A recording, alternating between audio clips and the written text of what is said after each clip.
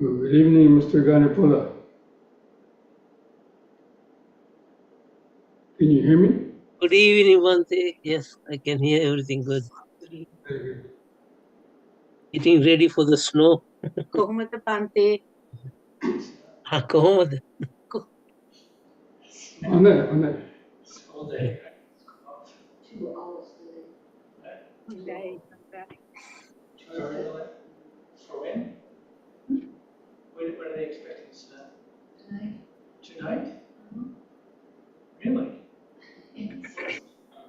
Like High icy conditions. what time is it supposed to start? 10. 10.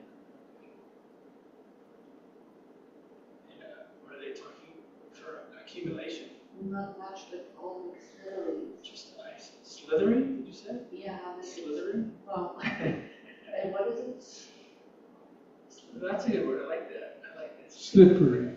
Not slippery, but like, it's like, No, I like slithery. That's good. Better.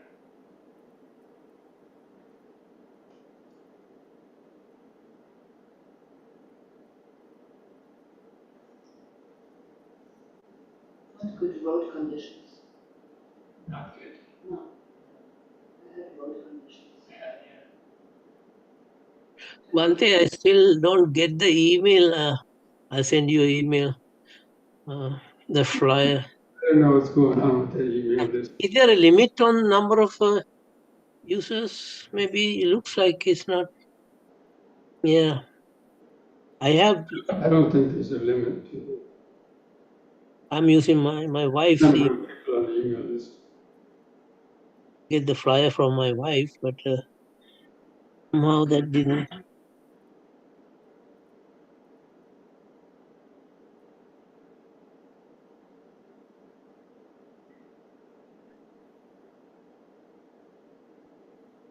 When's the last time you received one of the emails?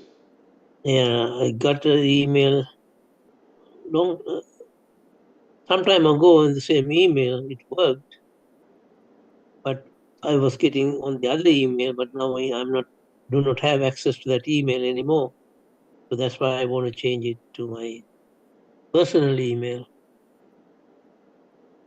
And you said you changed it, or it was already there, but I'm not getting. Yeah, but, sometimes people give me their email address, but then when I type it in, it says this person is already on the email list. That's happened quite a bit, so I don't know what to do. They don't allow me to put it on again. Unless you want to delete it and create a new one. Well, it's difficult to delete it. Tried.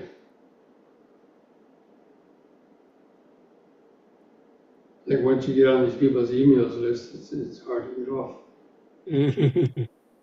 Okay, friends, we'll go ahead and begin. Start with reciting the Namo Tassa and the 3 refuges. Namo Tassa Bhagavato Arahato Samma Sambuddhassa.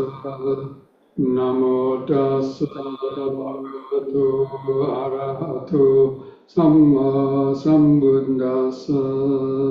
Namo Tassa Bhagavato Arahato Samma Sambuddhassa.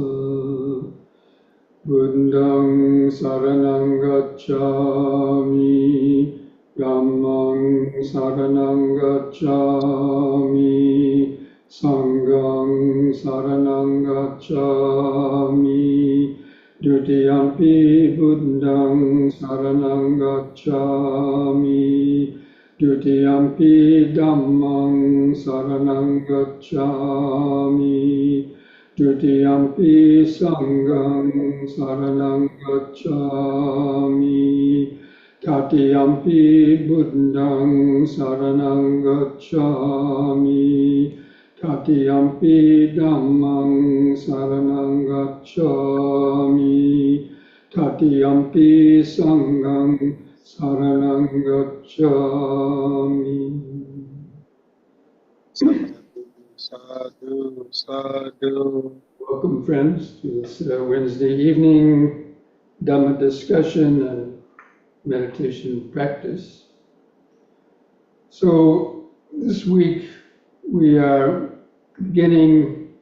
continuing our review and discussion on the Mahasatipatthana Sutta, the great discourse on developing mindfulness. And so we started this sutta over a month ago, maybe even almost 2 months ago, before Christmas. And then now we're starting on the last section. And you could say it's the culmination of the whole practice. What we've been doing so far in cultivating mindfulness, developing concentration, mindfulness, and wisdom, starting with the body, using the breath to bring our mind out of the external world and bring it to get centered in the body and in the present moment, and learning how to develop a detached observation of the body and feeling the sensations in the body and how the sensations stimulate our either desire or aversion, depending if they're painful sensations, feelings, or pleasant ones. That triggers up our thoughts connected with those objects, and then trigger off our karmic reactions. Anyway, so going through the mindfulness of the body, mindfulness of the feelings, mindfulness of the mind, and then through that whole time you're developing better mindfulness, better concentration, weakening the hindrances, learning how to deal with the hindrances and overcome them before they've taken up too much of your time in the meditation. And then developing, the insights into impermanence, and developing, learning how to observe and understand the nature of the 5 aggregates, the 6 senses, and how our mind has gotten all entangled within that web of, conditioning, and the web of karmic actions and so on, and how they've brought us a lot of problems and difficulties and pain and suffering in our life. So all of that was like a build-up. That is like this whole path so far was a gradual training in learning how to directly within ourselves observe and understand the nature of our body-mind conditioning. And then developing, last week we went over the 7 factors of enlightenment, which is basically just reaching a stage of advanced vipassana awareness, or developing high octane mindfulness. In the beginning we're practicing mindfulness at a kind of a low level, so to speak. But as you gain mindfulness and concentration, then that mindfulness becomes sharper and clearer, and you're able to notice, things on a more detailed level. As I mentioned before, looking down through a microscope. And then the culmination of it is the 4 Noble Truths. That a person has an experience, and usually it's when they experience the transcendence of the dualistic consciousness. They have a brief glimpse of that transcendence of the ego consciousness, where they get a deep insight into, that's it. That kind of aha moment. And in that is the crystallization of the 4 Noble Truths. The Buddha mentions this in so many different suttas.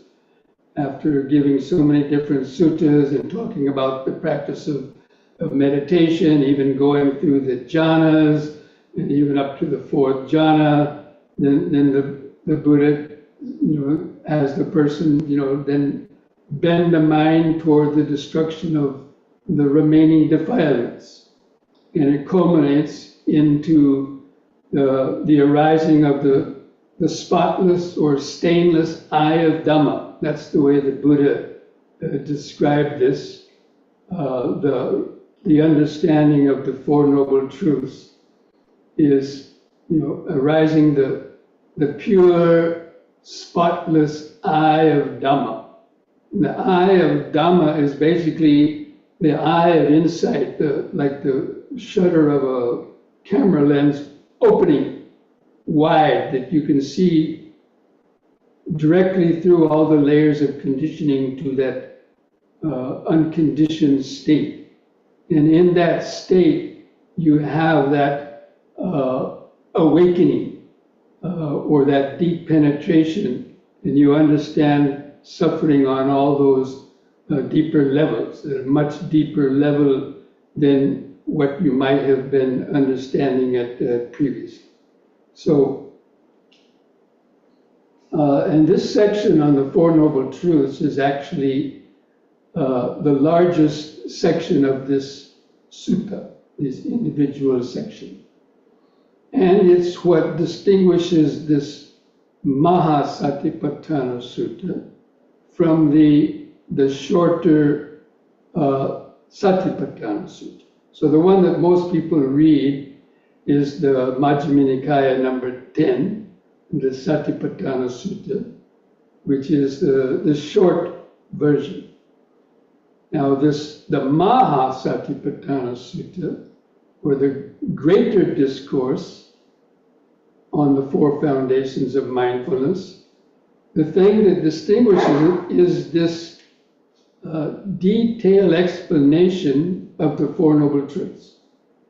Up in that point, mindfulness of breathing, mindfulness of the body, feelings, mind states, even the mindfulness of the Dhammas up to the 7 factors of enlightenment. Basically, that's verbatim or exactly the wording of the whole sutta up to that point.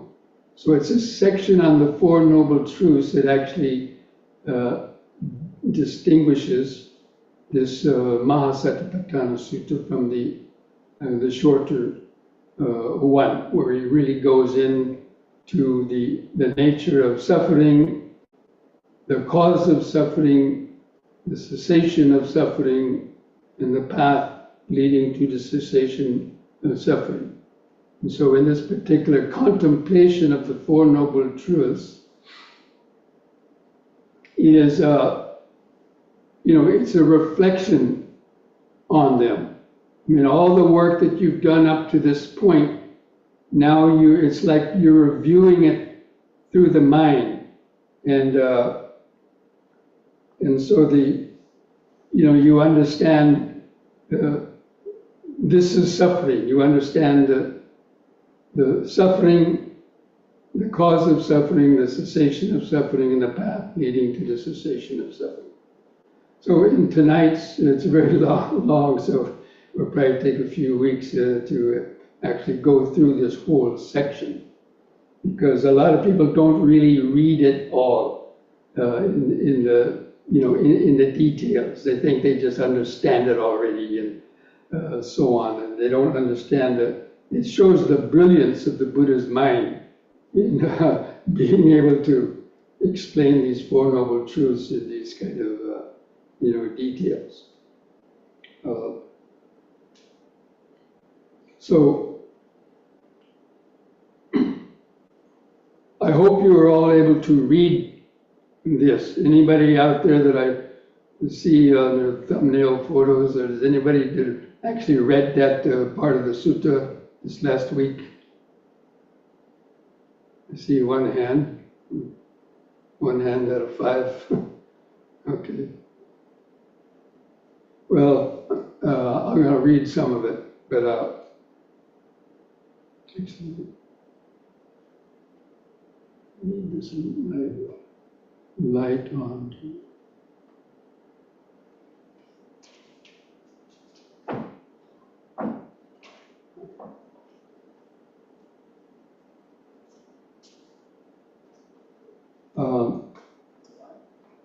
can't read this.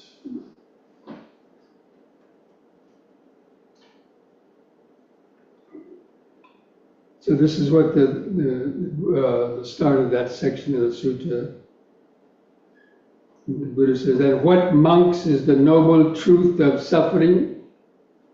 This is the first noble truth. Birth is suffering. Aging is suffering. Death is suffering. Sorrow, lamentation, pain, grief, and despair are suffering. Not getting what you want and getting what you don't want is suffering. And then at the end of all that, he says, in brief, it's the five aggregates of clinging that are the suffering. And so the Buddha is basically describing the three levels of suffering. And the first level is the physical level. So we're subject to this body that gets sick, that gets old, it's subject to getting the bones broken and their organs diseased and then getting old and things not working, and the process of impermanence, and then even death. Because a lot of people fear death. They suffer because they don't know what's going to happen.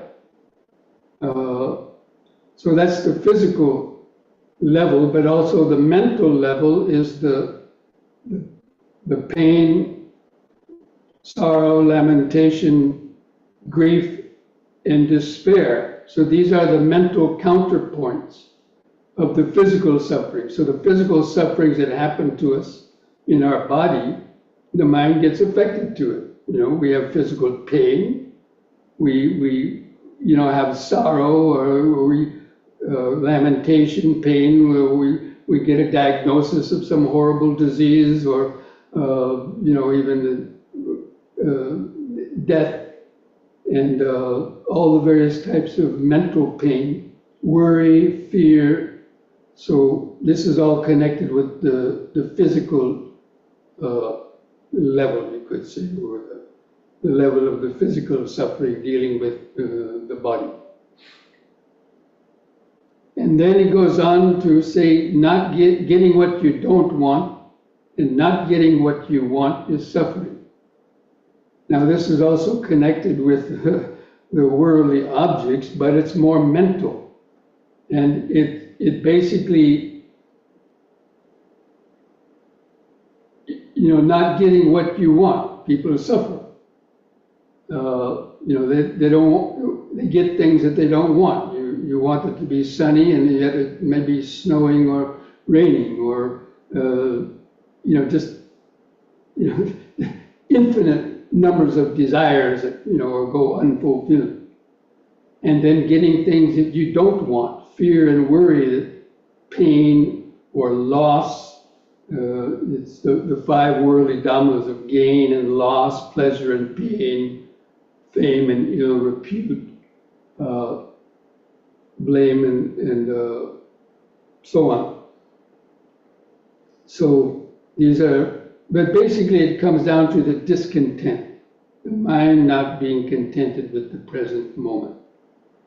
And this is basically types of, because of impermanence and so on. We try to control the world, but in the end we can't really. And so we suffer a lot because of that. And then in the end, the Buddha mentions in short, these five aggregates of clinging are the suffering. And we've talked about the five aggregates of clinging quite a lot, even in this sutta itself. The five aggregates were one of the second group of the Dhammanupassana, for those of you that have been following the sutra with a little bit more detail and can remember that. And basically that the five aggregates, everything in the world belongs within those five aggregates, but basically our body and mind. Because they're impermanent, And because we can't really control them, we try to manage them, but ultimately we cannot control them, and that is why they are, suffering, because we cling to them as I, me, and mine. So in that experience, in that contemplation, this can be used as an actual discursive meditation. Now in the Satipatthana Sutta, we use thinking we can use thinking to some extent, but usually it comes in the form of insights. But it's good to memorize actually all these different aspects of it, because that's thinking about the Dhamma. And in your experience, when it comes up, you can see, yes. You can notice when the sorrow or sadness arises and what it's connected with. And that's the truth of suffering. We're not getting what you want, getting what you don't want. Maybe you wanted to hear a different subject tonight, so you're not getting what you want, or you're getting what you don't want.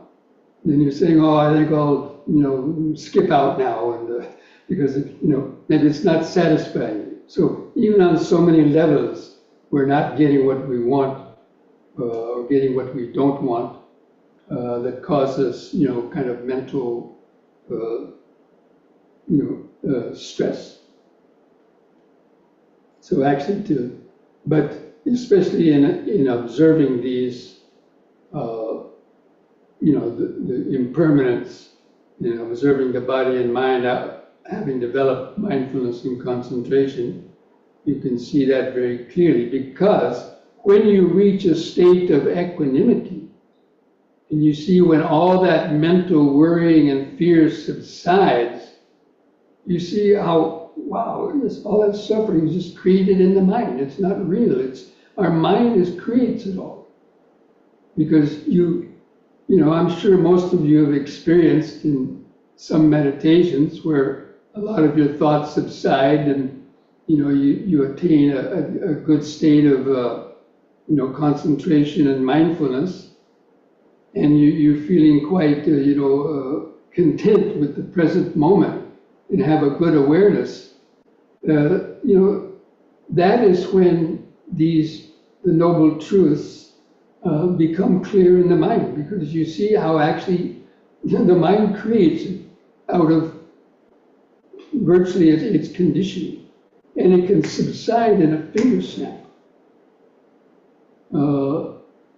As soon as the mind, lets go of all that worrying and fear and drops into the present moment, that's how you get these insights. Anyway, so the Buddha goes on now to actually define what is birth, aging, and death. And I'm not going to go through all of it, because I want you to read it. Actually, it's better. Read it on your own when you're in a more quiet place. But so the birth, aging, death, sorrow, lamentation, pain, grief, and despair. Getting what you don't want, not getting what you want.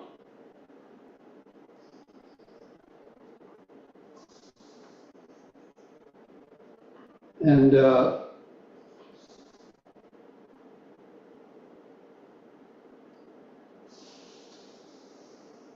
then the Buddha, going on in this section of the sutta, the Buddha is explaining this to the monks. To beings that are subject to aging, there comes the wish, oh, that we were not subject to aging.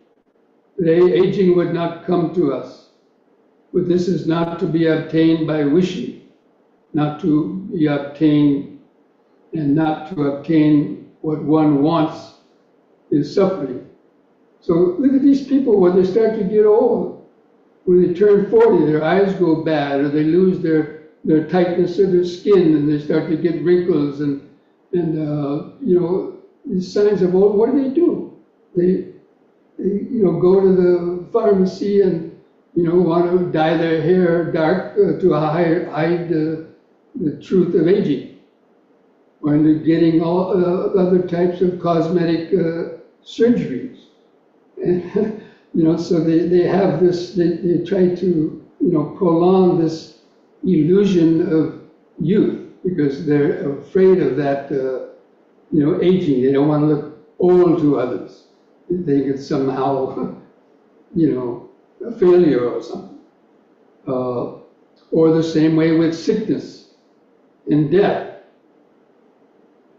No matter how much you wish not to get sick, if the conditions are right, the body's going to get sick. And however much you don't want death to come, eventually it will come. And we try to prolong it as long as we can, but ultimately we cannot. And then, because people have to understand how these things arise, what is the cause of these things, and how do they cease? And the same with all the mental pain. People, will pain not come to me? But that's not to be obtained just by wishing. You have to create the conditions and understand what is causing pain, whether it's physical pain, mental pain, and you have to begin to,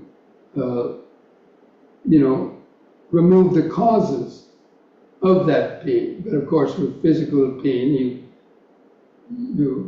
you can remove some causes by doing exercise and taking care of yourself and things like that. But ultimately, there's going to be,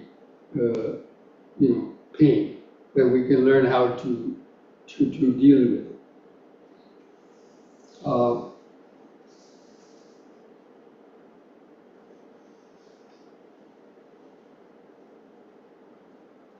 So all of these different definitions of of this first section about the truth of suffering, these can come up in your meditation. While you're meditating, so many hundreds and thousands of thoughts and so on, go through your mind probably. And things that are happening right in your meditation hall, or happened before you sat for meditation, or happened in the morning or the day before. So many memories. And so you identify that. You can see clearly those causes of suffering. And that's how it kind of builds up, by paying attention to it. Most people don't like to pay attention to it. And so it doesn't sort of become prominent in their awareness. So it's only through developing the meditation, because ultimately it's all in our mind, and only when you've seen how our consciousness can be transformed through developing mindfulness, concentration, and wisdom, and how you experience the paradigm shift from ego consciousness to a state of expanded awareness. That is when you clearly see the Four Noble Truths. It's all about seeing consciousness and how consciousness can be transformed,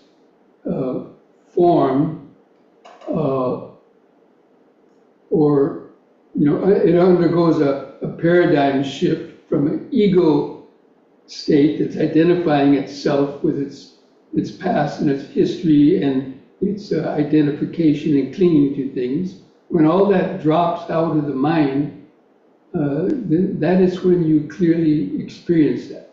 And when you see how the sense of self starts to fade away, and you experience this state of more open or pure awareness, that is really when you understand the Four Noble Truths. And that's why at least from the Buddhist point of view, that's why this, the four foundations of mindfulness is the way that we can directly cultivate that attention. So now I'm not going to go on to the rest. I'm going to leave the second noble truth, or the exposition of the origin of suffering, for next week. And so I want to open it up now to see if any of you have any questions about this first noble truth, the truth of suffering, as it has been explained, in this sutta. Let's see what is in the chat box here. It says, anger is not mentioned in the body, feelings, mind, states, and mental qualities. It's not mentioned directly, but it's a mind state. The mind with anger is a mind with anger. So, the Chittanupassana, contemplation of mind, it means identifying the mind. When the mind is full of greed, it understands, the mind has greed now. If the mind has anger now, it understands. Now the mind is full of anger, or the mind is full of confusion, or the mind is full of happiness. So it is, anger is mentioned in, it's part of the contemplation of the mind, and also of the mental qualities too. But it's you have to kind of intuit it. You have to kind of understand the broader implications of the mind states. It includes all kinds of various types of thoughts, and the sankhara khanda. Anger is a sankhara, and that's one of the five aggregates. So it's there in the contemplation of the five aggregates, which is part of the Dhammanupassana. So that's why you have to understand, you have to study all these different categories in order to understand where these things kind of fit in. But, so, it would take a lot of books to include every single thing that can possibly come into the mind, to mention them directly. I mean, that's why the suttas have volumes and volumes of suttas, many thousands of suttas. If you read through all of them, then you might understand where all these things fit in. But in one sutta, you can't possibly mention everything. But everything in the Buddhist teaching, everything in existence can be found within one of these categories of this Dhammanupassana.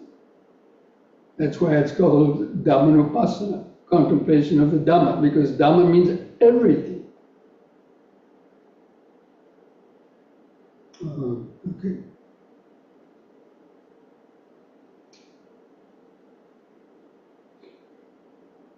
Let's see.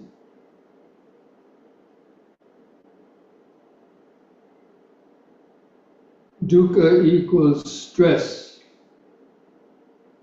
Is that a question? Now, if you were reading the sutta that we're reading is a translation by Thanissaro Bhikkhu.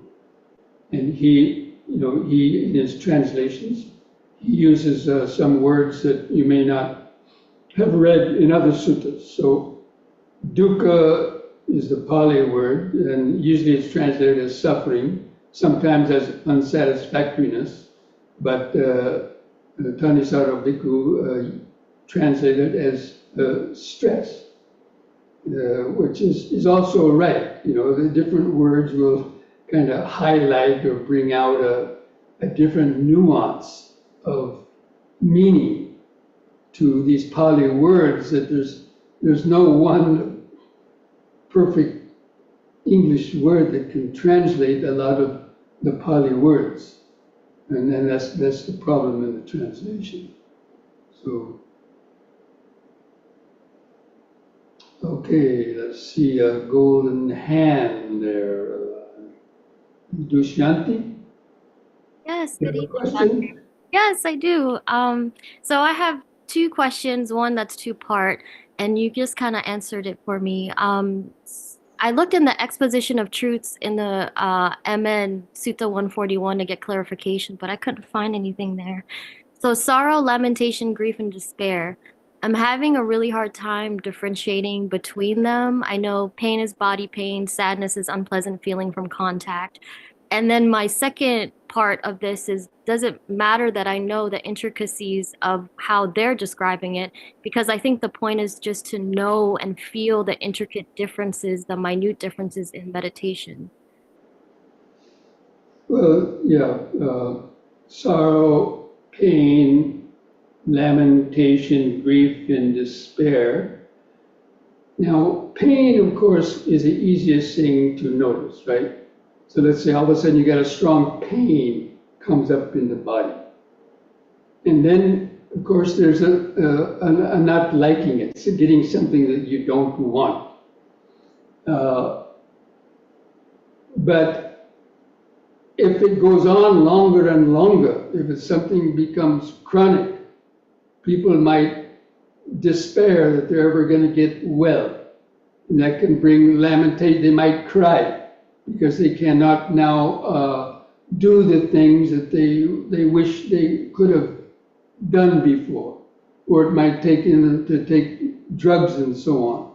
So all these different words are kind of just different ways of describing the reaction to getting what you don't want, whether it's physical pain or mental pain, sorrow, lamentation, pain, grief, and despair. Each of these words in English can have a different connotation. Now, if you read, I'll just read the Buddha's definition. It says, what is grief? It's mental pain, mental discomfort, uncomfortable feeling born of mental contact. This is called grief. He says, what is despair? Despair, the trouble and despair, the tribulation and desperation of one who has encountered some misfortune or is affected by some painful state. This is called despair. And so, in the same, in sorrow, one is sorrowing and so on. So, it's just the Buddha used different words just to highlight and cover all the bases for the description of pain, something that you don't want, something that's producing disagreeable sensations in you. So that's how we have to try to read all these different terms. The Buddha describes things in many different ways because somebody may not get it just with one word. If you just say suffering, some people say, what about suffering? I'm not suffering. And you ask yourself, what about not getting what you want? Do you ever get worried about not getting what you want? Or getting what you, then you might think, well, I didn't see it like that.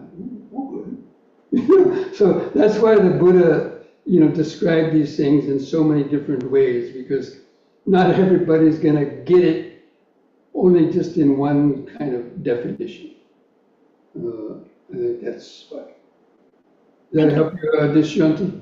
Yeah, you did. I think what's important for me is just to pay attention to the subtleties of what it feels like to not get what I want in the form of feelings or perceptions or mental states, and just really examining like the subtleties between them, however it might be defined.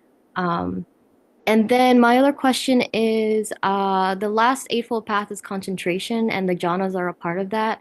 Some teachers don't think that jhanas are necessary for liberation. What are your thoughts on the necessity of them?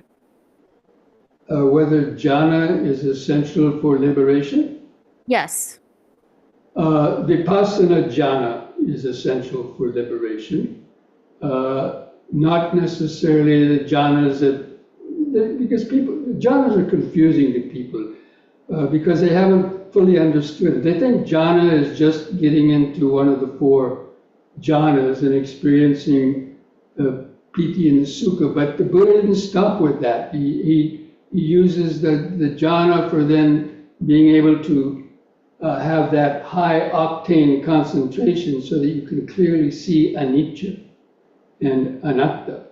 So a lot of people get stuck in the jhana and don't go beyond it, and they don't gain liberation. They've got to use that concentration to then develop that the knowledge of impermanence and especially of anatta, no self, to gain the liberation, to destroy the defilements. So the Buddha clearly states that right concentration is the 8th step of the Eightfold Path. And concentration is the enlightenment factor of concentration refers to the jhanic state. Now people may argue it, but because they haven't studied the sutta and other sutras enough to know that that's what the Buddha is talking about. Everybody wants to explain things in their own way. But it's very clearly, if you read more than just one sutta, and you've seen how the Buddha talks about these things in so many different ways, then that's the only way you get a clearer understanding of what's important and what is not important. Thank you, Bhante. I appreciate that. Okay.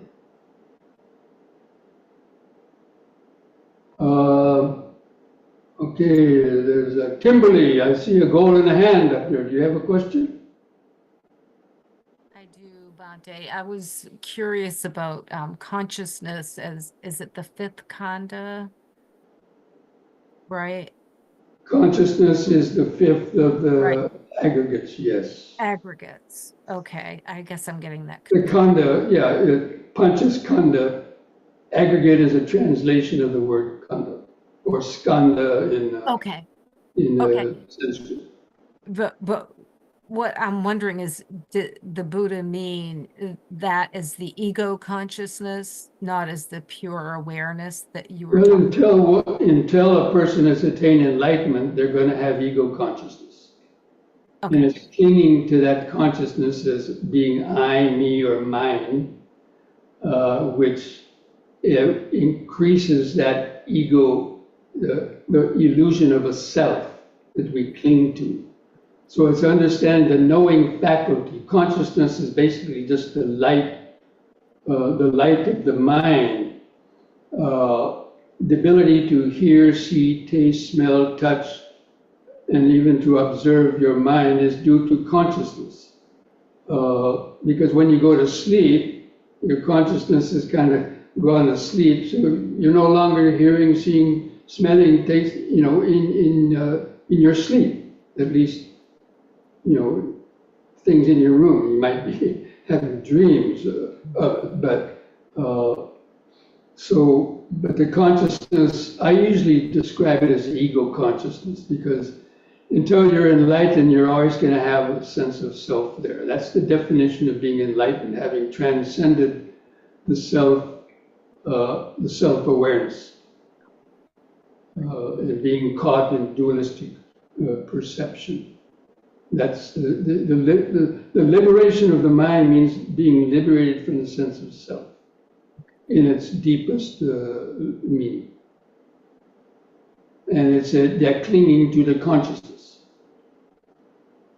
Okay.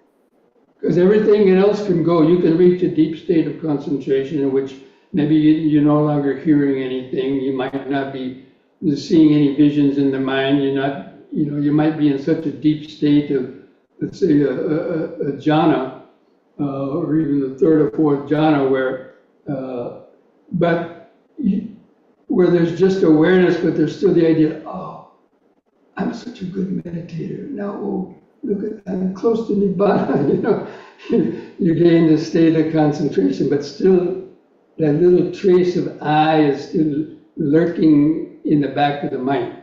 So it's that has to be let go of, and that's the most difficult thing to do. You can let go of everything else, but that last sense, because it feels like you're going to die, or it feels like the rug is going to be pulled out from under your feet. So there's a panic arises, and people they like to maintain that sense of their self. Okay,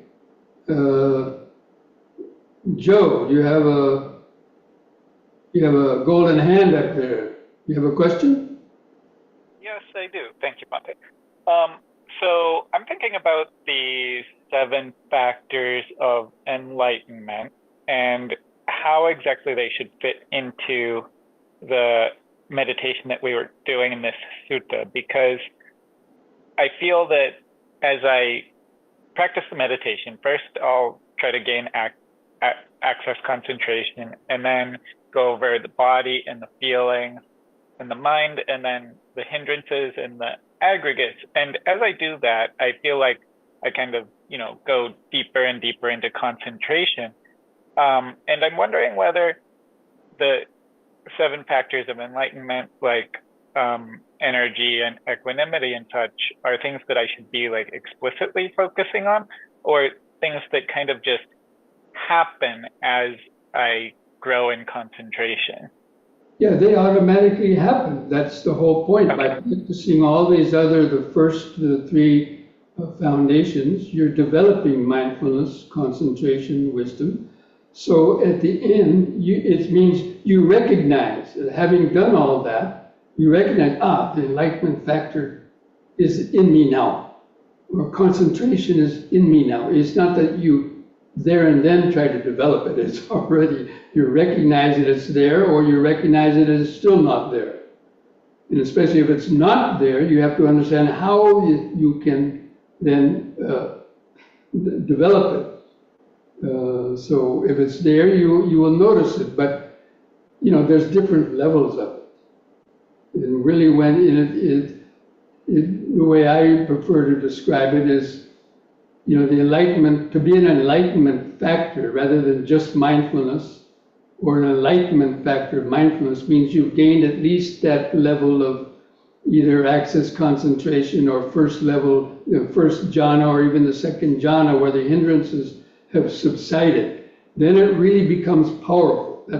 That's when the mindfulness becomes a factor of enlightenment, because it's like,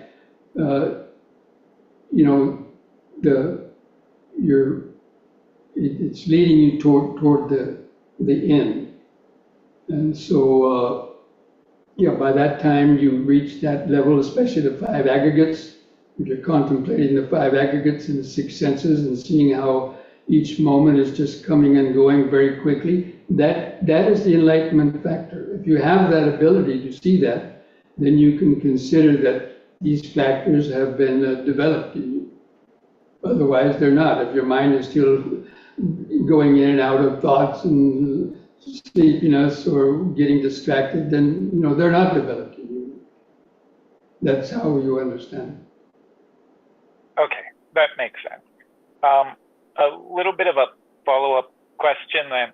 So, like, you mentioned that I can kind of notice the enlightenment factor. If like I think that it's kind of enough to just notice calmness or equanimity as I go. I don't really think that I need to be kind of thinking okay, I'm at calmness and I need to get to equanimity, right? No, you don't have to go into all that kind of thinking, It'll become clear. Yeah. Okay, thank you. Okay, friends, I think we'll go ahead and bring this discussion to an end, so we can have a short session of some stretches before doing our meditation, and we'll continue this discussion next week. on the origination, the second noble truth, the origination of suffering. Okay? So let's take a few minutes break, and then meet back in a few minutes for some yoga stretches and meditation. Okay.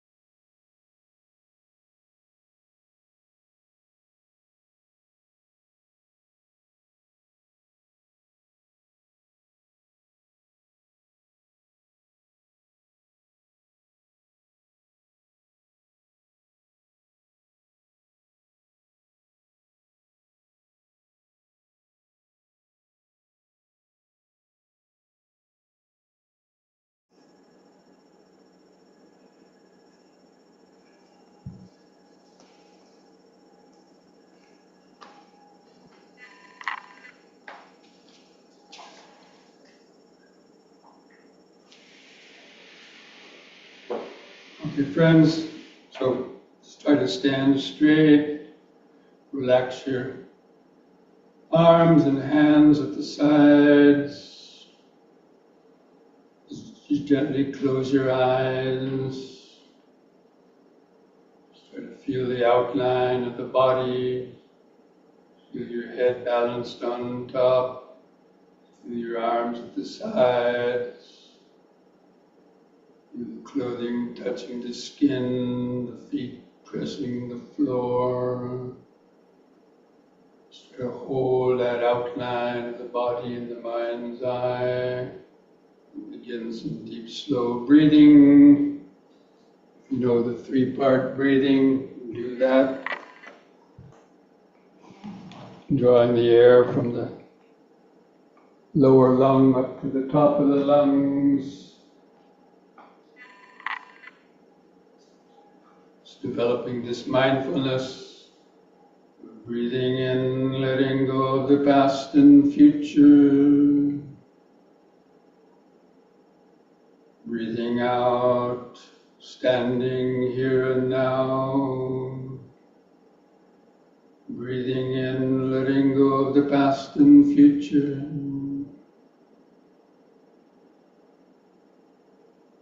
Breathing out, standing here and now. Breathing in, feeling the whole body. Breathing out, feeling the whole body. And we'll combine this breathing with these movements. Doing the movement while breathing in, holding that position with the breath in the lungs for 2 seconds, returning to the starting point, repeating each exercise 3 times.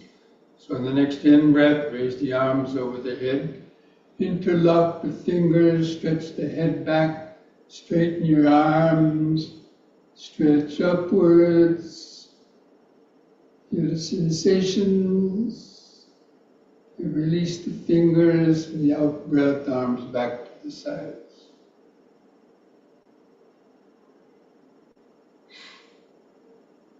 Second time.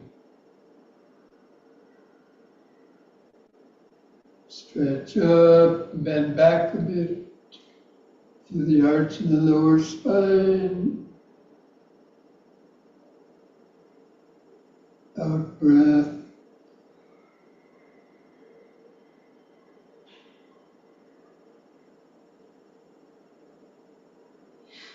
Once more in.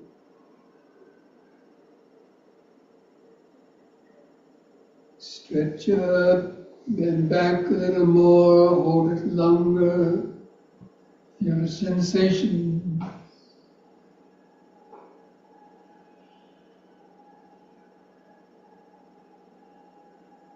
Out breath.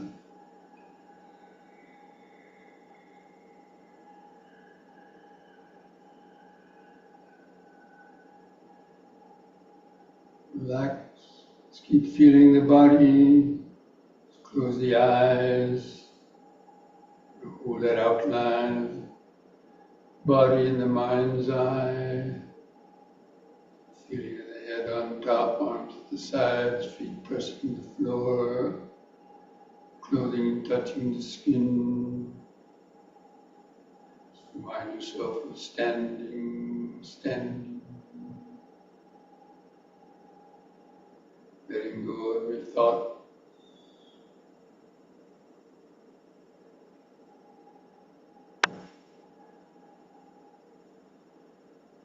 And the next in-breath, lift up on the balls of the feet while raising the arms over the head and this way, facing the hands toward each other, stretch up. Out breath, come back down.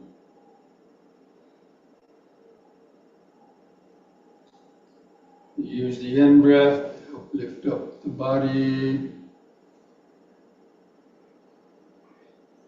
Stretch up. Out.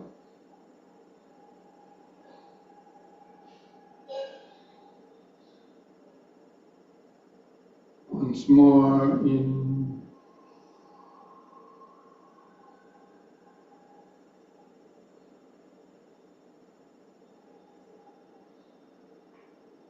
Out.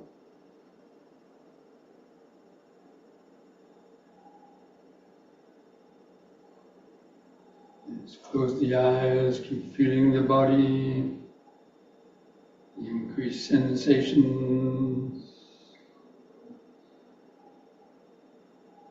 Feel the clothing touching the outer skin, subtler life force sensations under the skin.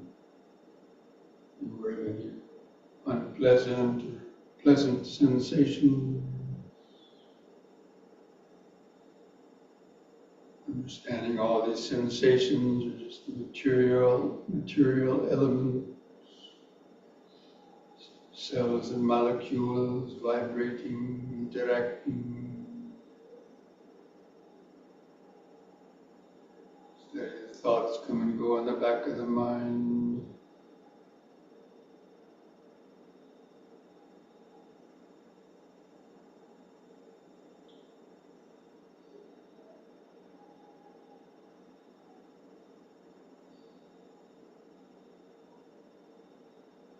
Next we'll do the side bending using both arms. On the in-breath, raise both arms up. And keep your fingers and arms straight, close to your head. On the out-breath, bend over your right side. Keep the arms parallel to each other like railroad tracks. In-breath, lift up. And the other side, out-breath.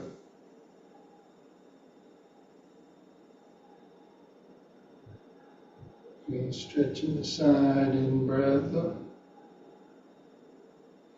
Again to the right, out-breath.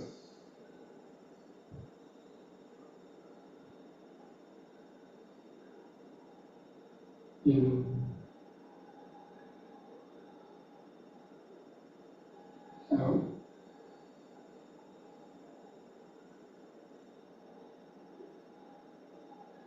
Once more to each side.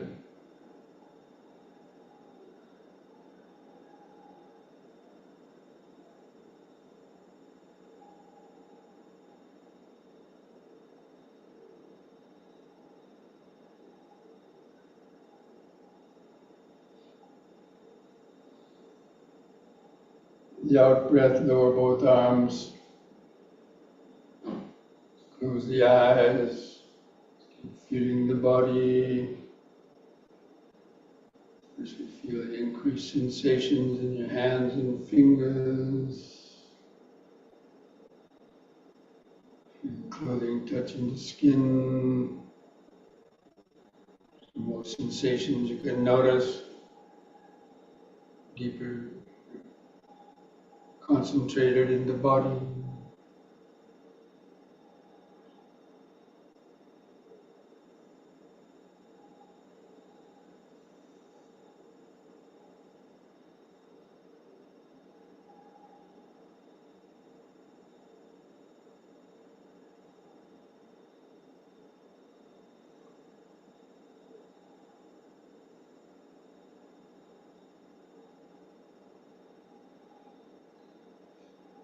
Next we'll do the squatting or the knee bending. On the next in breath, lift up on the balls of the feet, raising the arms up front for balance. On the out breath, bend the knees and lower down, balancing on the balls of the feet. And come all the way down as far as you can to the squatting position. Take a deep breath and lift up. Feel the muscles in the legs pushing the body up on the toes. In out breath.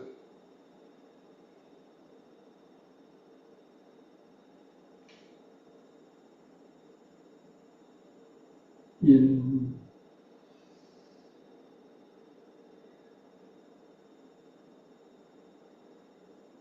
Out.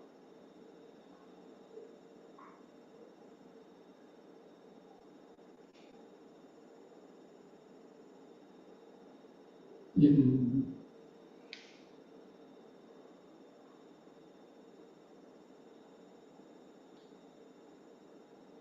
Out.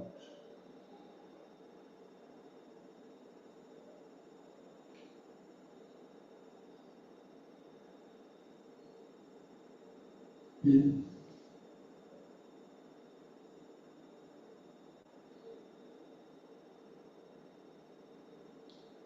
Relax.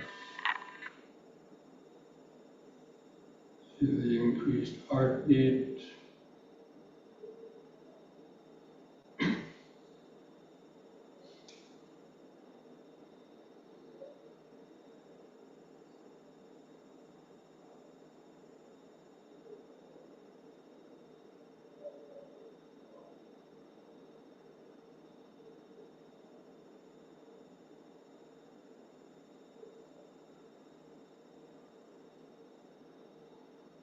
Now spread your legs and feet about 3 feet apart.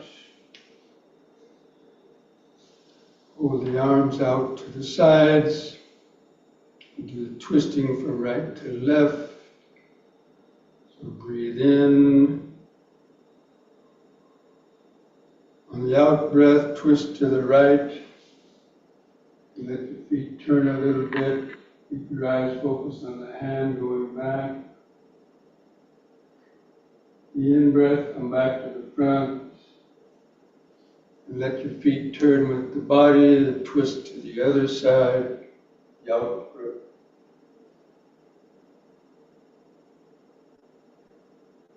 In-breath, front. Just keep alternating sides with the breathing.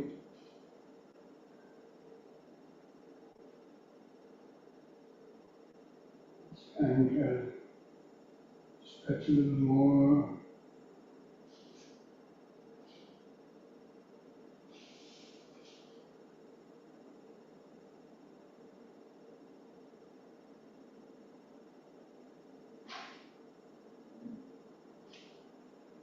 Once more to each side.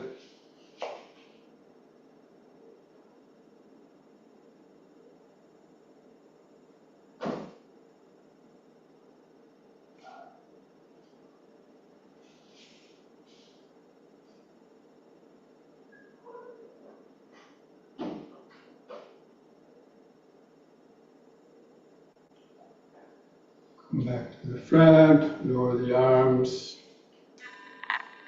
Let's close the eyes. Feel each foot pressing the floor.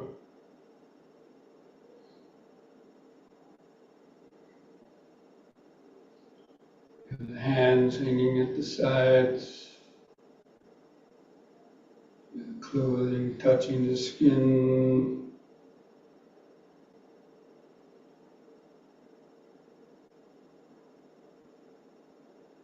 Feel the head balanced on top, the eyes in the socket.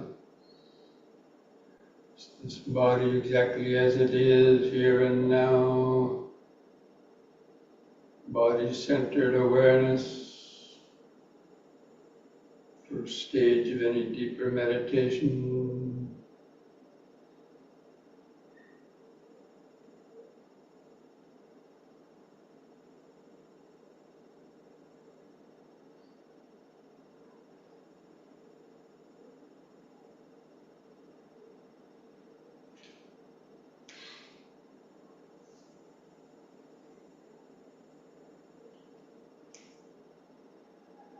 Now we'll do the forward and backward bending. Breathe in. On the out breath, bend forward. Let the hands slide down the front of the legs. Keep the head lifted up, looking out straight ahead. Try to flatten the spine. Feel the stretch in your back of the leg muscles. In breath, lift up. Move the hands under the buttocks for support. On the out breath, gently bend backwards. On the out breath, keep your eyes open. Look at the ceiling, in the arch in the spine. Carefully lift up on an in breath. And again, second time, let the hands come down below your knees, so keep the head lifted up, the legs straight. Feel the extra stretch in the back of the legs.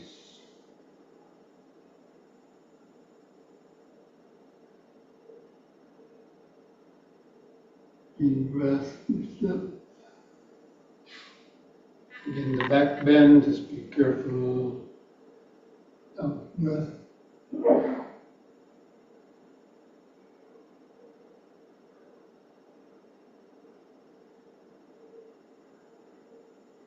In breath up.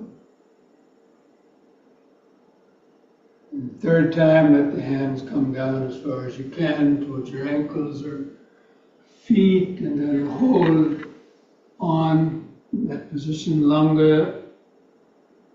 And keep the legs straight, let the little bones in the lower spine stretch out. The lower spinal bones join the pelvic girdle.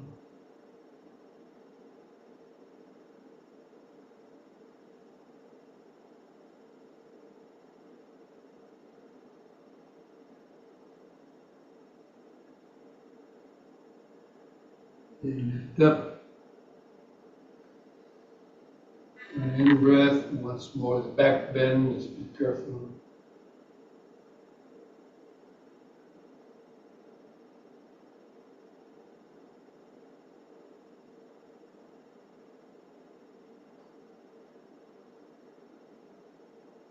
In breath, lift up. On the out breath, just relax the shoulders and arms. Just close the eyes. Feel that outline of a standing body. Each foot pressing the floor, hands touching the legs, head balanced on top, clothing touching the skin. So like you're looking into a mirror, just watching the standing body exactly as it is.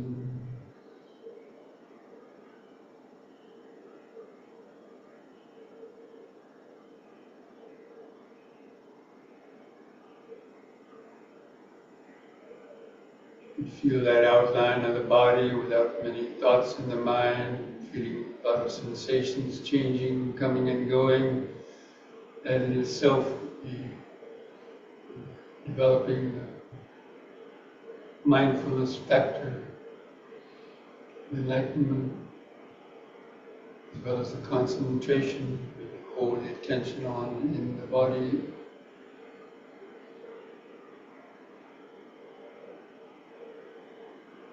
It's almost a state of jhana, you maintain that.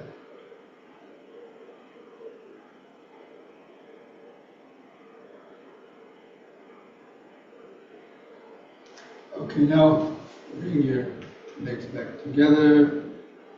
Just one last exercise, head turning from right to left. On the in-breath, turn the head to the right, move your right shoulder. You have a stiff neck, just be careful. Out breath, turn the head all the way back to the left. Look over the left shoulder. In breath back to the right.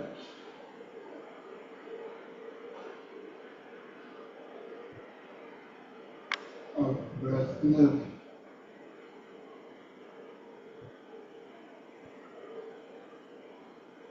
Once more to each side.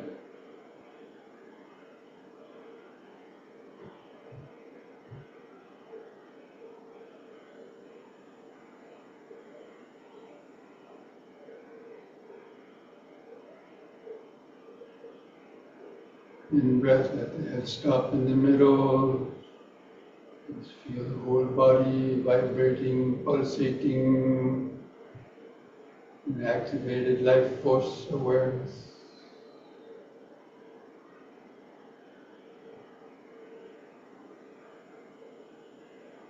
Just feel the pleasant sensation, that awareness. Some aches or pain maybe there. You get what you want. You didn't get what you didn't want.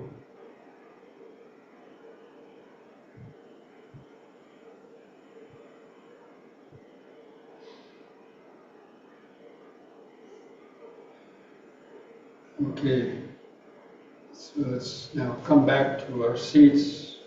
Get ready for the sitting awareness.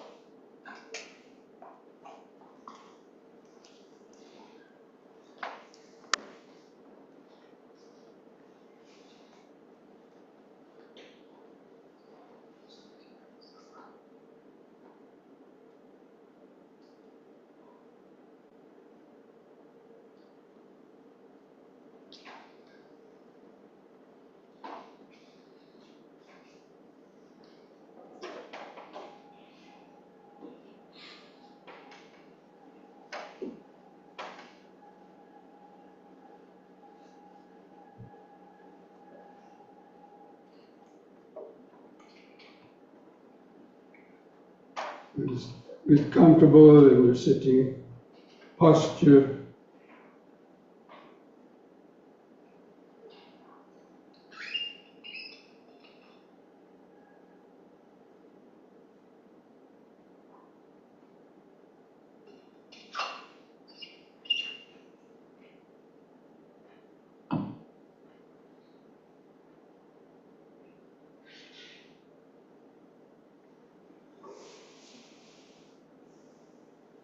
Sort of sit straight.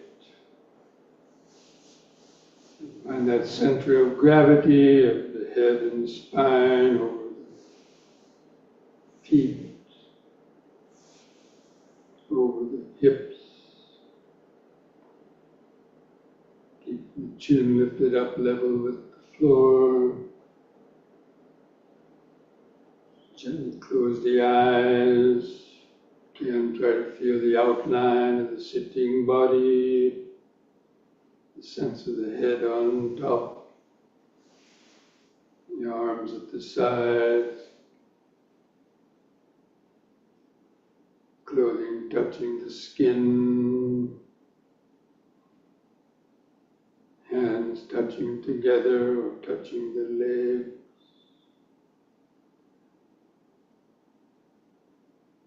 Feel the buttocks pressing the seat, the feet tucked underneath. You can just try to hold that outline of the sitting body in the mind's eye. Then begin some deep, slow breathing. Feel the more dynamic expanding and contracting of the abdomen, rib cage, and chest in the middle of that body. Just developing this mindfulness.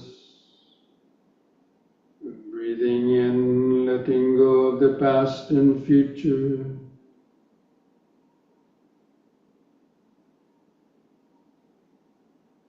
Breathing out, sitting here and now.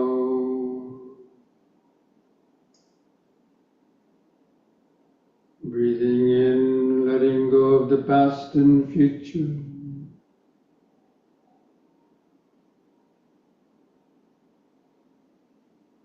Breathing out, sitting here and now.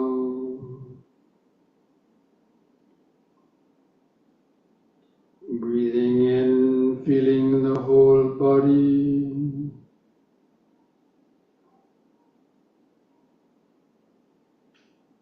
Breathing out, feeling the whole body.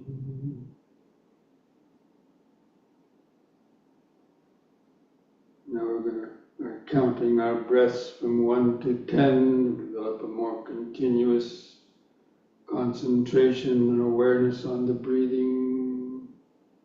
I'll do the counting for you. Just try to follow that with your breathing and concentration. So with the next expanding in breath, mentally count to 1. Hold the breath in a second. With the contracting out breath, also count to 1. Feel the last bit of air go out. And the next in breath, 2.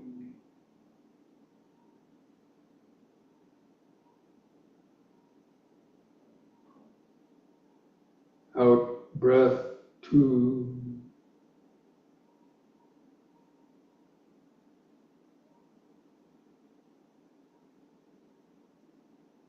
In 3.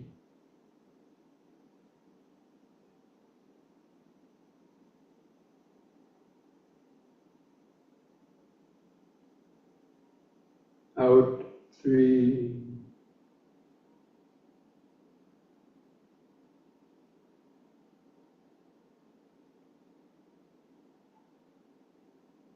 In 4.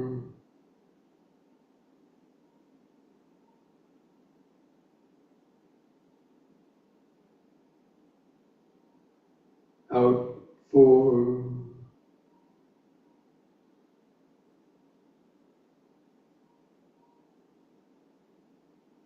in 5,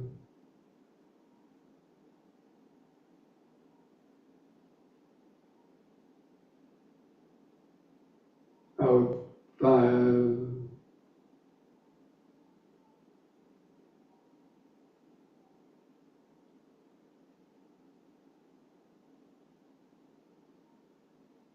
in 6,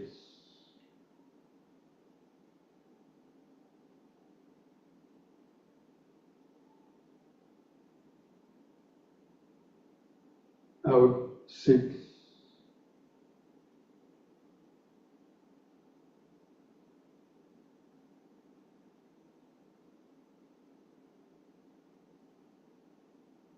in 7,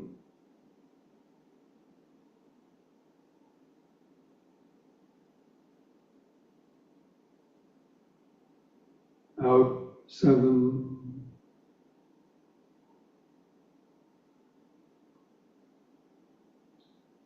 in 8,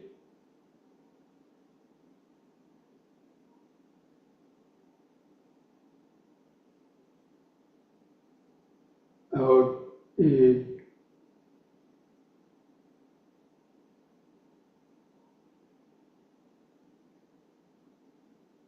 in 9,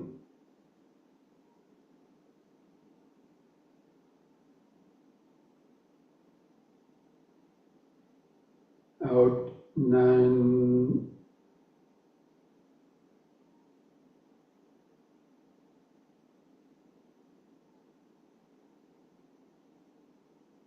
in 10,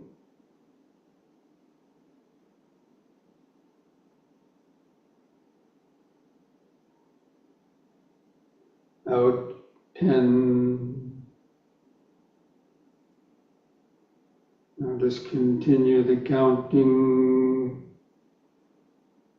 Just continue any deeper breathings. Let the breath return to its uncontrolled, shorter, irregular rhythm. But continue to feel it.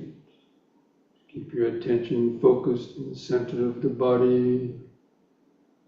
Feel the residual expanding and contracting sensation.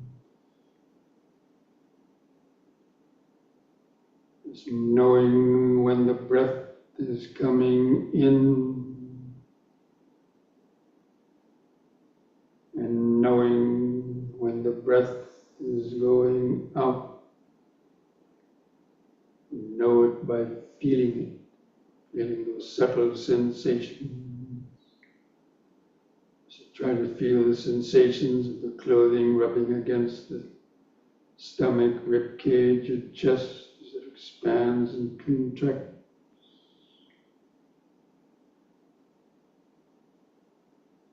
Just knowing when the breath is coming in and knowing when the breath is going out. Try to notice the brief pauses between the breath.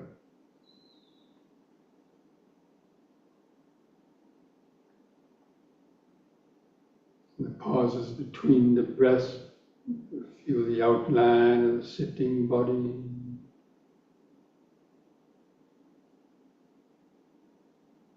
To help stay focused, use these brief mental reminders in sitting,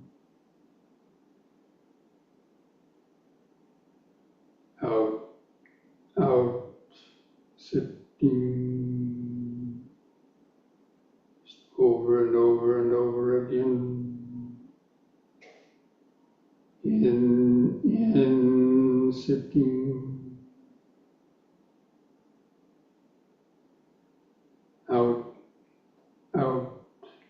sitting, breath by breath, moment by moment, developing mindfulness and concentration.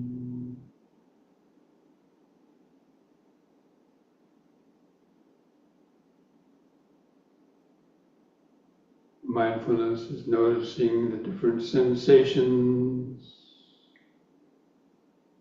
breathing in and breathing out, concentrations, not allowing the mind to wander in thought or go to sleep.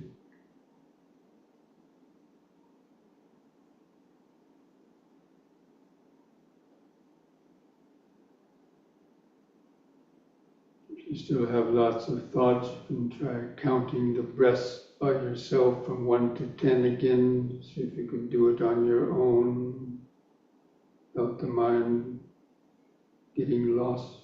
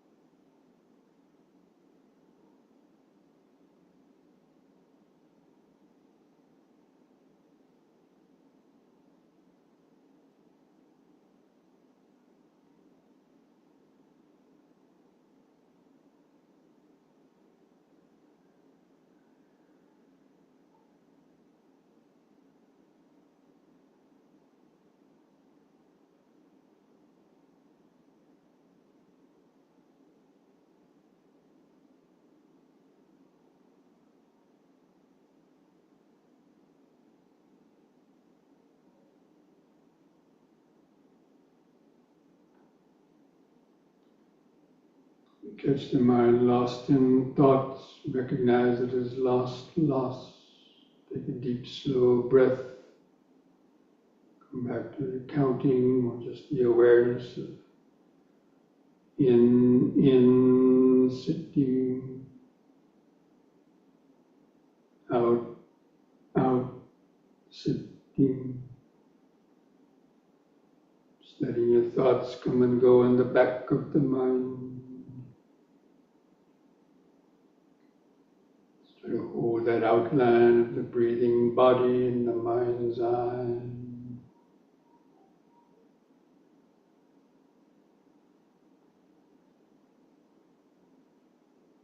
Breathing is going on within the larger body.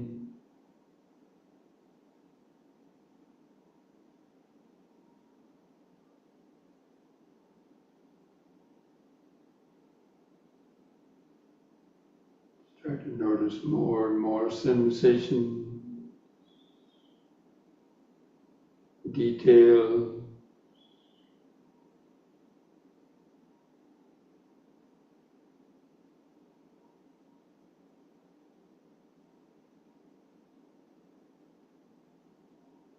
Just to be alert for the brief pauses between the breath.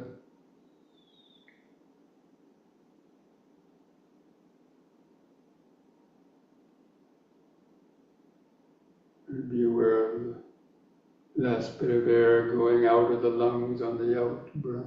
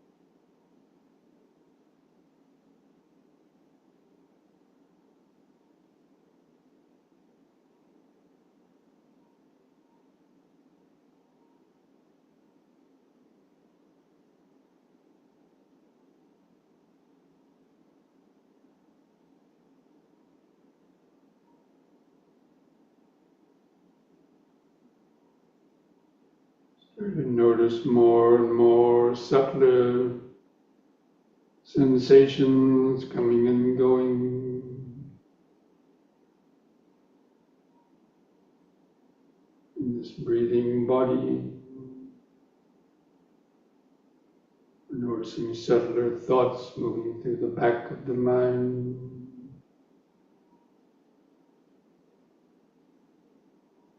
Be aware of any hindrances.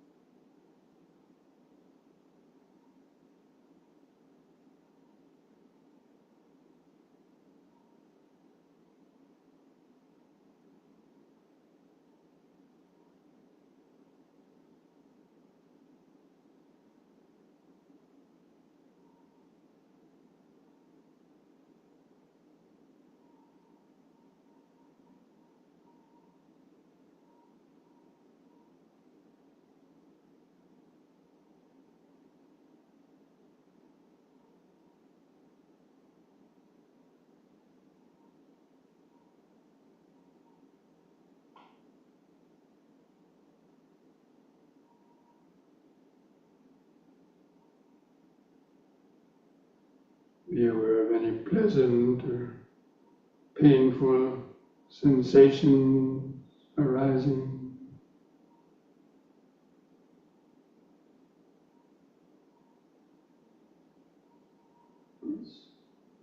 Pleasant or painful physical sensation, pleasant or painful mental state.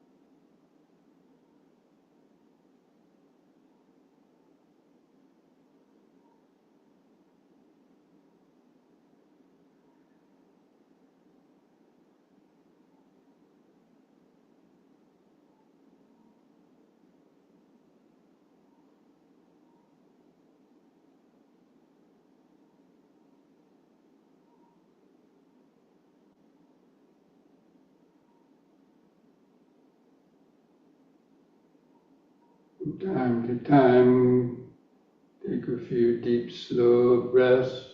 Help stay grounded, awake in the body.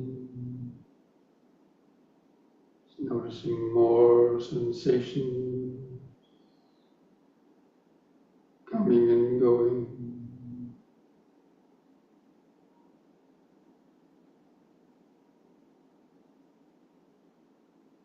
And feel that subtle aliveness in the whole body.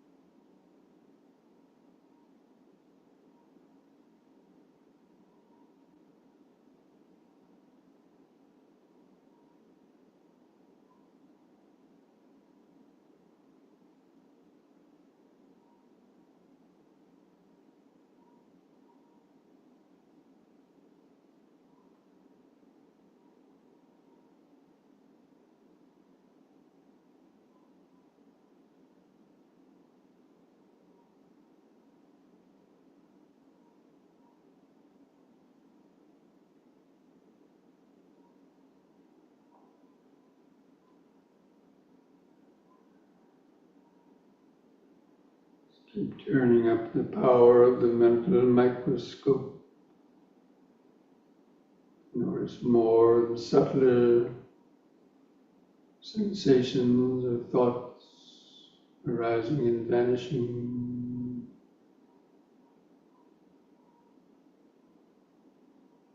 Allow the awareness to open up, tuning into the flow of impermanence.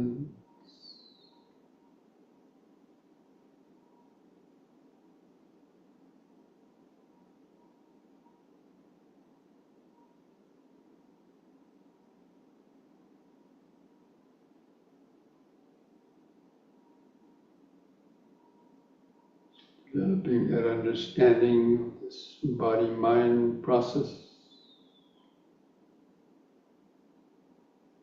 The 5 aggregates coming and going.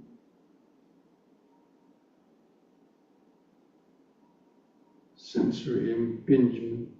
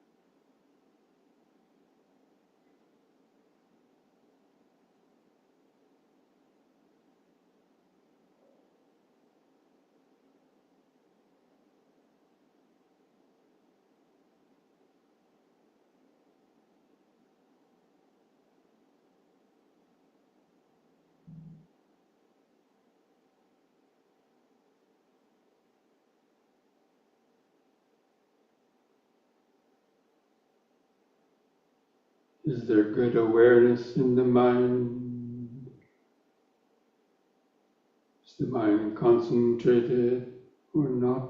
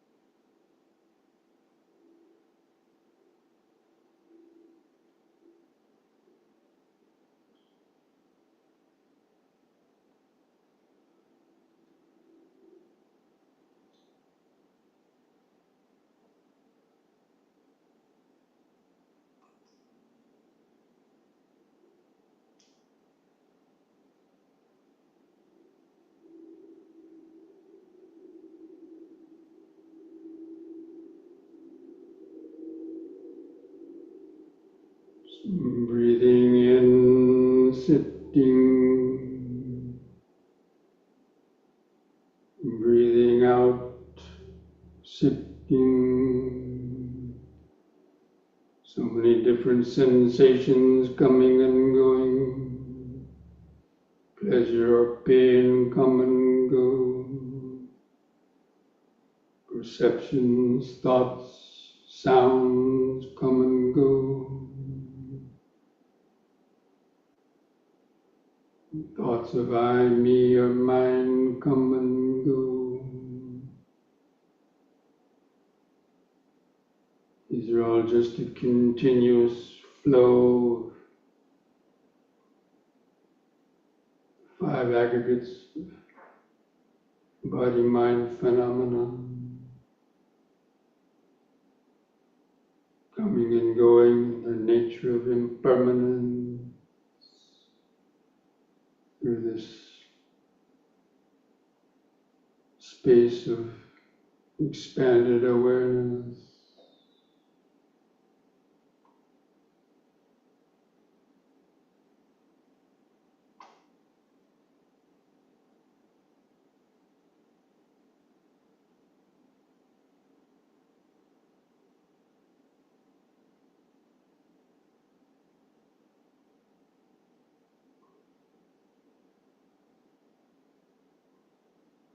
You have a good sense of impermanence, have a good state of mindfulness and concentration.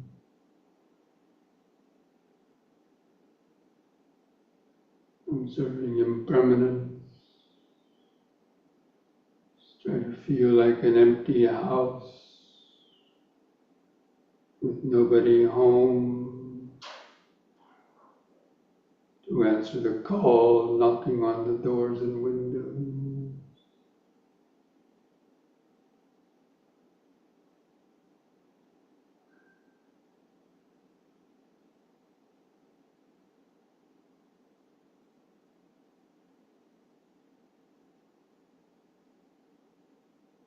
You have a good sense of that. And those would be the factors, enlightenment factors, mindfulness, concentration.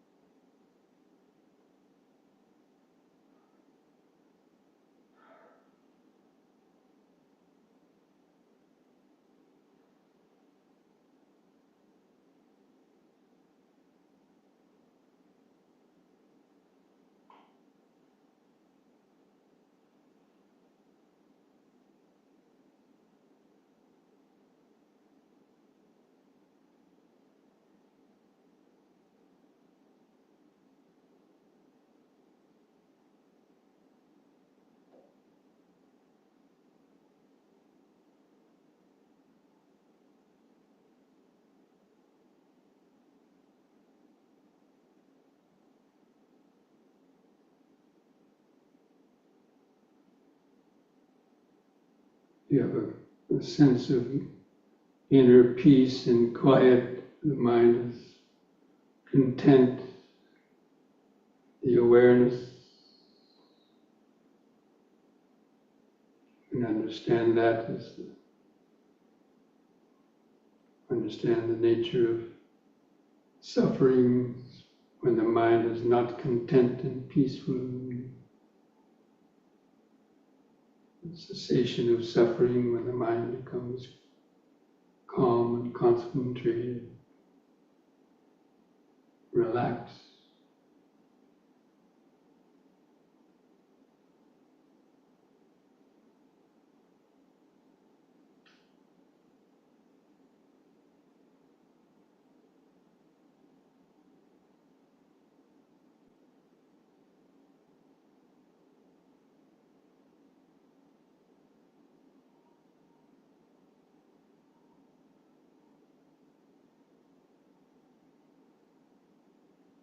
Right now, is there a lot of suffering in the mind, or is the mind peaceful, calm?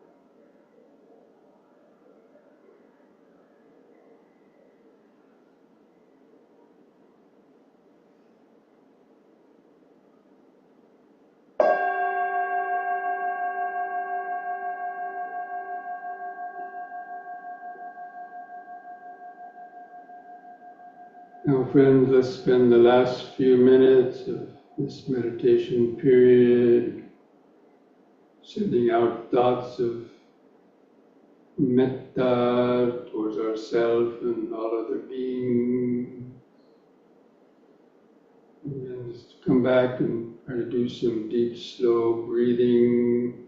Just keep watching your body and mind sitting there. After taking a deep breath, hold the air in your lungs for several seconds and try to feel, imagine that oxygenated blood going through the whole nervous system, driving out any stress or tension, feeling that peace on the out breath. Just take several more deep, slow breaths, cultivating this mindfulness. May I be well, happy and peaceful, free from greed, hatred, fear and ignorance, free from self-created sufferings in body and mind due to my unskillful thought, speech, and action. May I have the patience, strength, mindfulness, and wisdom to meet and overcome all difficulties in life. May I be able to continue my practice of meditation, deepen my wisdom, to free the mind from self-created suffering. May I be well, peaceful, and wise.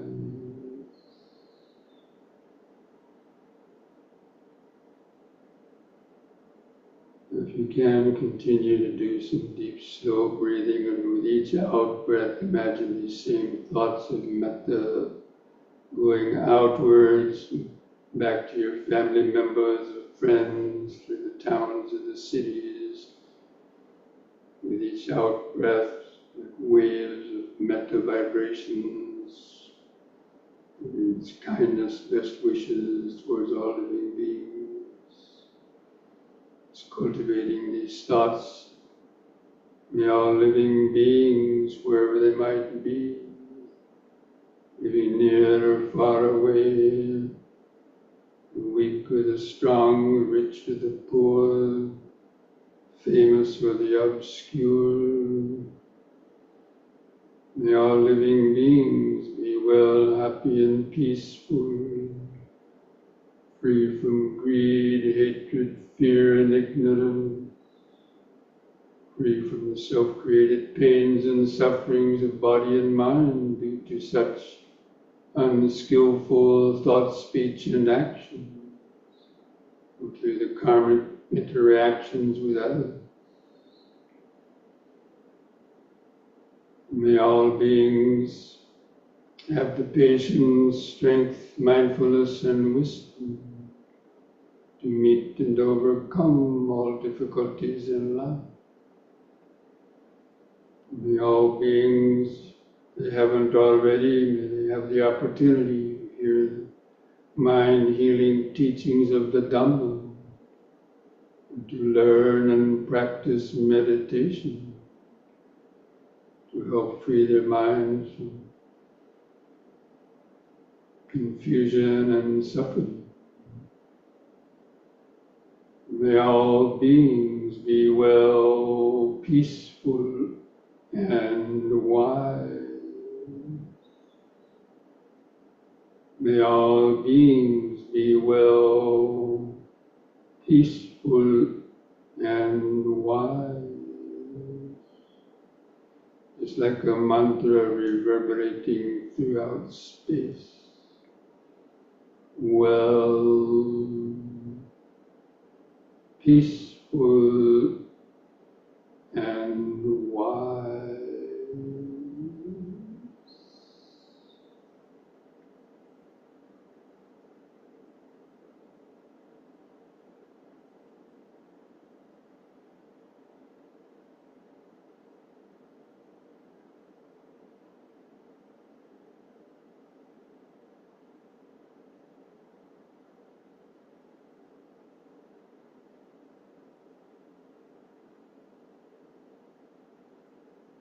Now to end this meditation, I invite you to join in chanting the word sadhu 3 times. Slowly do that chanting on a long out breath.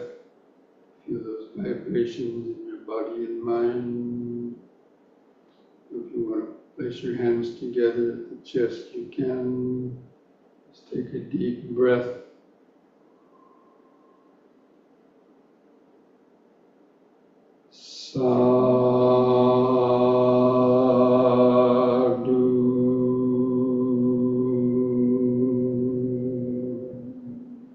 Breathe.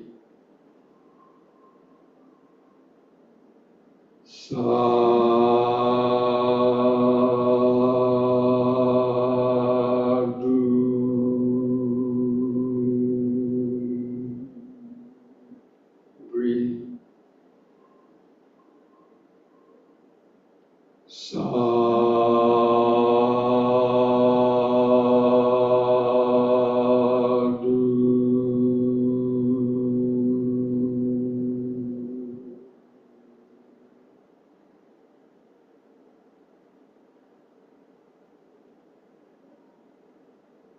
Place your hands at the edge of your knees.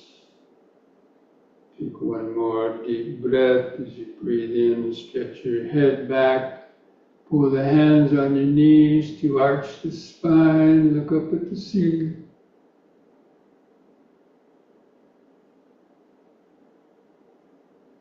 Lift the head up, and on an out breath, press the chin to the top of the chest. Stretch the neck vertebrae.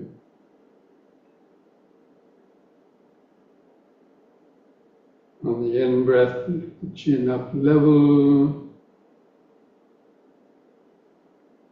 On the out breath, just relax, put a smile on your face.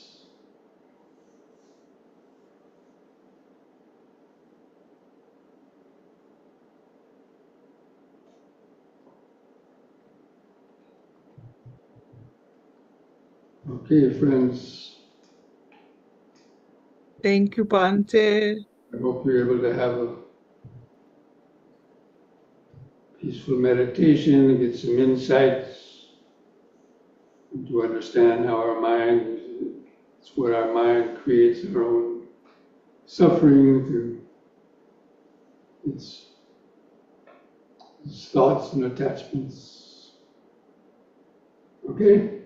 So try to,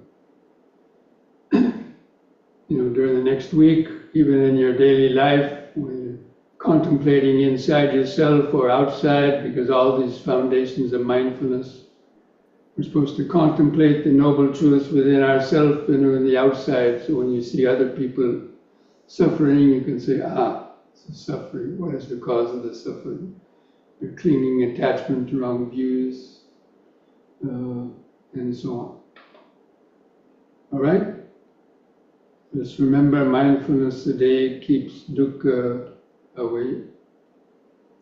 And Namo Buddhaya. Next week we'll continue this discussion on the Namo Buddhaya. causes of suffering, the 60 causes of suffering. Very interesting. Okay? Thank you, Bhante, so much. You're welcome.